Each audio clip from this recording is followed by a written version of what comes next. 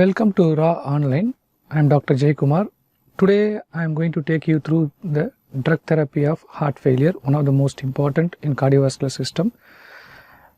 So the competency here we are going to assess is at the end of the lecture the students should be able to classify the drugs used in congestive cardiac failure, and they should be able to discuss the mechanism of action, uses and adverse effects of digoxin, which is a prototype drug actually. And they should be also able to discuss the management of digitalis toxicity. What happens when they are prescribing the digoxin, when they go into toxicity, how should we manage? And finally, the different classes of other drugs like phosphodiesterase inhibitors, and there are other drugs like beta blockers, AC inhibitors, diuretics, inotropic agents which are used in heart failure. But here we are going to discuss only the role or the rationale of using these drugs in heart failure, because already beta blockers, AC inhibitors will be discussed in some other chapters.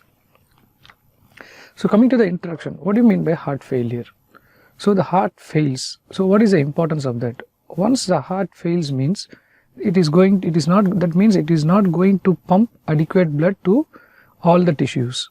Okay, so it is the inability of the heart to pump an adequate amount of blood to meet the metabolic demands of the body.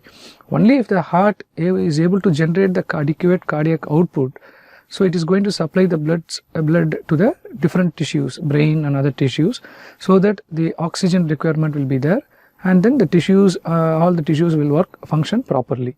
So this is the idea of the heart actually, the cardiac output. So when there is a heart failure, the cardiac heart is not able to pump, then what we should do? We should treat the things with the drugs. So what are the etiology, the cause for this cardiac failure or heart failure? So the most common is the myocardial infarction.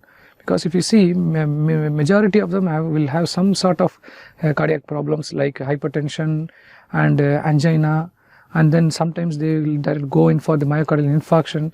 So these are the main causes for the cardiac failure.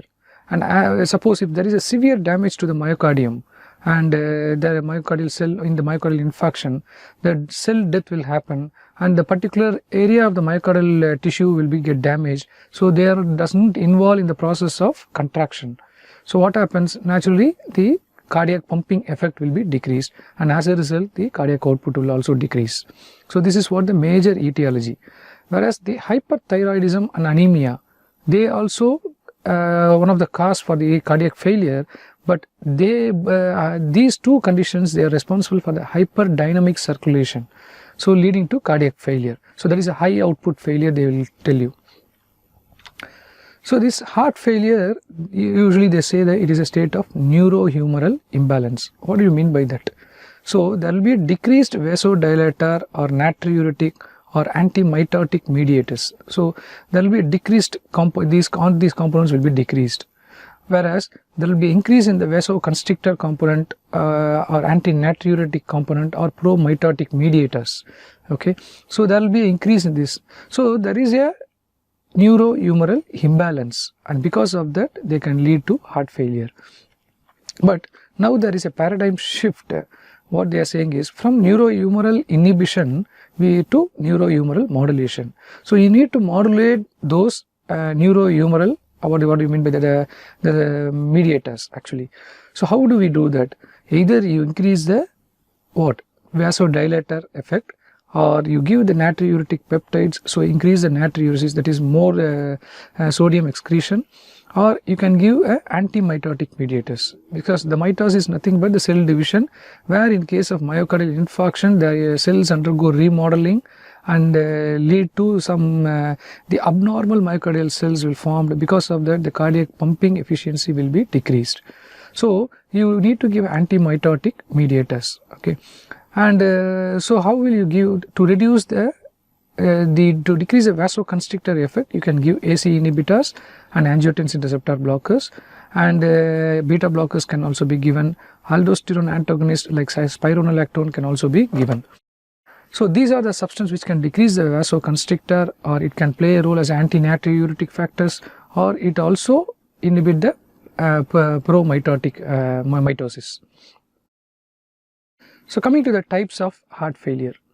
So there are two types of heart failure. One is the high output failure, which is called, the name itself suggests high output. That means the cardiac output is more. So here there is increased demand of the body with insufficient cardiac output. Okay, so like as I told you in the earlier stage slides, like the hyperthyroidism, anemia, they are all the cause for high output failure. Here the output actually it is mainly insufficient because the demand is more. Okay, it is not that the cardiac is able to pump, it is able to pump the cardiac output, but since the demand is more, it is not sufficient to meet the demands. That is why it is a insufficient cardiac output. Whereas the example is hyperthyroidism, arteriovenous shunts, anemia, those conditions. So here the treatment is to underlying cause, like this hyperthyroidism means you give anti-thyroid drugs. If it is anemia, you correct the anemia. So these are very vitamin B1 deficiency, so you correct that one. So you have to treat the underlying cause, and as a result the cardiac output will be normal. See, here the cardiac output is okay, but since the demand is more due to these conditions, it is making as a insufficient cardiac output. So that is the main important thing in high output failure.